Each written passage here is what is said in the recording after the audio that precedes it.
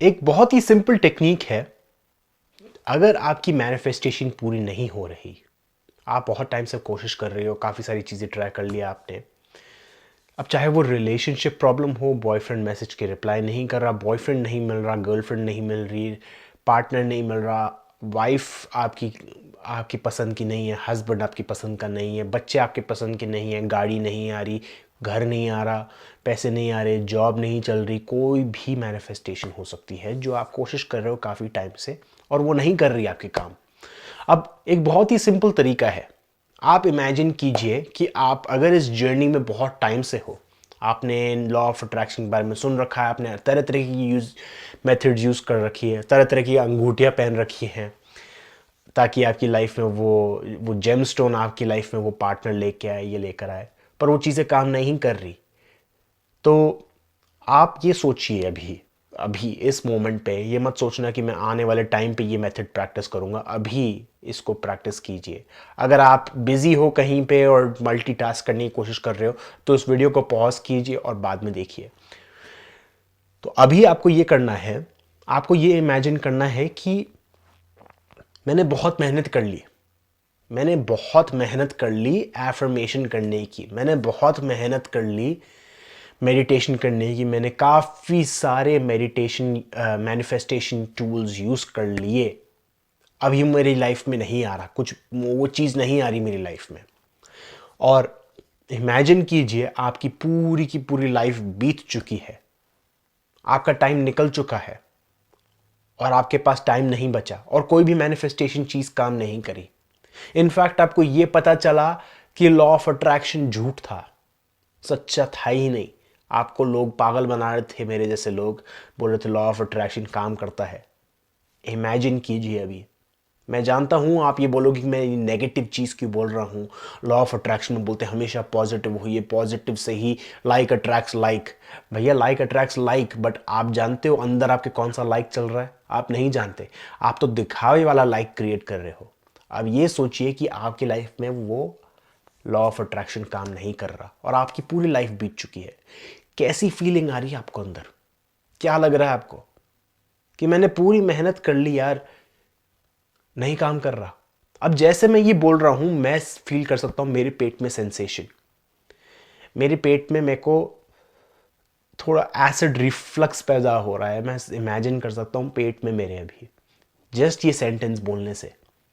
तो मैं जानता हूं कि अगर ये एसिड रिफ्लक्स मेरे सिस्टम में पैदा हो रहा है, इसका मतलब ये है कि मैं कुछ ना कुछ रेजिस्टेंस लेकर बैठा हूं। इसका मतलब यह है कि मैं चाहता हूं कि लॉ ऑफ अट्रैक्शन इस ही डायरेक्शन में जाए, इस डायरेक्शन में नहीं जा सकता।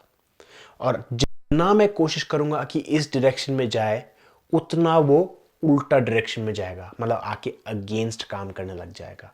पर अगर आप उसको बोलते हो कि कहीं भी मैनिफेस्ट कर, कुछ भी चीज़ मैनिफेस्ट कर जो मेरे फेवर में हो, तो वो ज़रूर लेकर आएगा।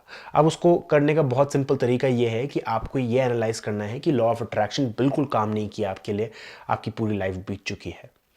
तो आपको रियलाइज़ होगा कि आपके अंदर एक इमोशन था और वो इमोशन था वांटिंग का। मैं चाहता हूँ मेरी लाइफ में ये चीज़ है, मैं चाहता हूँ मेरी लाइफ में ये चीज़ है। क्या आपने ये चाहा है कि किसी दूसरी की लाइफ में वो चीज़ आए? डीपली, आर्टिफिशियली नहीं, डीपली आप ये सोचिए कि क्या आपने ये सोचा है कि किसी दूसरी की लाइफ में वो चीज़ आए? मैं चाहता हूँ कि मेरी लाइफ में ये चीज़ आए। अब वो हो सकता है छोटी चीज़ों में, मेरी पर्सनल लाइफ में, या मैं चाहता हूँ कि मेरा देश महान बने या मेरा वर्ल्ड महान बने। बट मैं चाहता हूँ, मैं उस आइडिया से बहुत ज़्यादा एसोसिएट हो रहा हूँ। मैं नहीं हो रहा, मेरा ईगो हो रहा है। और जितना मैं उस पर खड़ा होकर उस स्टेज पे खड़े होकर नाचूंगा, उतना ही वो मेरे अगेंस्ट जाएगा। उस स्टेज से उतरना पड़ेगा, वो ईगो वाले स्टेज से उतरना पड़ेगा। तो वो इमोशन को जानिए अपनी बॉडी में, उसको पहचानिए, उसको ऊपर पूरी नज़र डालिए और सिर्फ उस पर नज़र डालने से ही वो चीज़ ऑटोमेटिकली निकल जाएगी। ये है पूरी लेटिंग गो टेक्निक, कि जैसे ही आपकी नज़र गई उस चीज़ पे, वो धीरे धीरे धीरे धीरे धीरे करके कम होती हुई जाएगी, उसकी पावर नहीं रहेगी।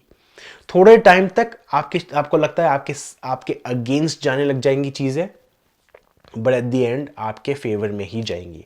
तो ट्राई कीजिए ये टेक्निक। इमेजिन कीजिए कि कुछ चीज़ें आपकी लाइफ में नहीं चल रही, अब वो नहीं ठीक होने वाली, नहीं ठीक होने वाली वो तुम्हारी लाइफ में। कैसा लग रहा है तुमको? बुरा लग रहा है? उस बुरे वाली फीलिंग को एम्ब्रेस कीजिए। वो बुरे वाली फीलिंग को हम दबाते हुए आए हैं, जिसके कारण ही वो बुरी वाली फीलिंग में बहुत ज़्यादा पावर है, क्योंकि वो दबी भी है और वो वॉल्केनो इरप्शन करना चाहती है। और जब भी कभी वो वॉल्केनो इरप्शन करती है, वो आसपास की चीज़ों पे लावा छिड़कती है, हमारी दूसरी लाइफ पे लावा छिड़कती है, पॉइजन छिड़कती है। उसको ट्रीट करना ज़रूरी है, उधर खड्डा खोदना ज़रूरी है, और उसके बाद हम उसको ऑटोमेटिकली कूल होने दे रहे हैं। और कूल कैसे होने दे रहे हैं? उस पर पूरी नज़र डाल के। तो वो वॉल्केनो वाला एग्जाम्पल हमेशा याद रखिए, क्योंकि आपकी लाइफ में वो वॉल्केनो कभी भी इरप्ट हो सकता है। हमारे इमोशंस ऐसे ही काम करते हैं, हम दबाते हुए रहते हैं, दबाते हुए रहते हैं, और फिर वो फट जाता है। वो फटता ऐसे है कि सब चीज़ें ख़राब कर देता है। उसको ख़राब मत होने दीजिए। चीज़ें जो चल रही हैं आपकी लाइफ को, उनको एक्सप्रेस कीजिए। हमको सोसाइटी में बिल्कुल गलत सिखाया गया है कि अगर कोई बच्चे को गुस्सा आता है, उसको बोलते कि नहीं गुस्सा मत हो। लड़के रोते हैं तो बोलते लड़के रोते नहीं हैं, सिर्फ लड़कियां रोती हैं। ये काय का रीज़न है? या फिर कुछ भी चीज़ हो सकती है। हमको बचपन से ही ये चीज़ सिखाई जाती है कि हमारे इमोशंस वैलिड नहीं हैं। पर जो हमारे इमोशंस हैं, आप ये सोचिए कि हमारी जो बॉडी है, हमको जो गिफ्ट दिया है ऊपर वाले ने, वो बिल्कुल परफेक्ट है। हमको कोई इंस्ट्रक्शन मैनुअल के साथ नहीं आती हमारी बॉडी, ऑटोमेटिकली हम सीख लेते हैं।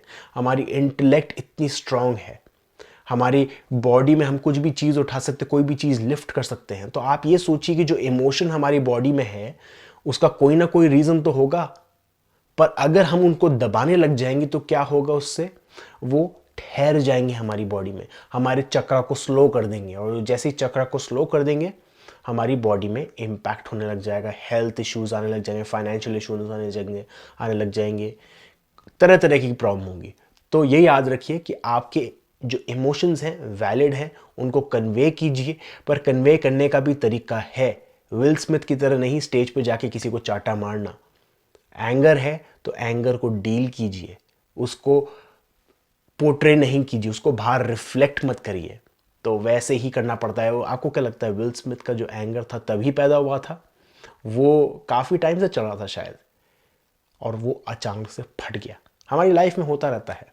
तो दोस्तों, ये चीज़ ट्राई कीजिए, अटेंशन लाइए वहाँ पर, ताकि आपकी मैनिफेस्टेशन काम करने लग जाए।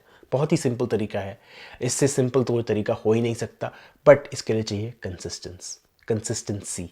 तो कंसिस्टेंसी के साथ उसको प्रैक्टिस करते रहिए, और देखिए आपकी लाइफ में कितना ड्रास्टिक चेंज आता है। इसको हम बोल सकते हैं कि एक तरीके से ये शैडो वर्क है। सो ट्राई कीजिए दोस्तों, और बताइए आपको क्या रिजल्ट्स मिल रहे हैं। Thank you.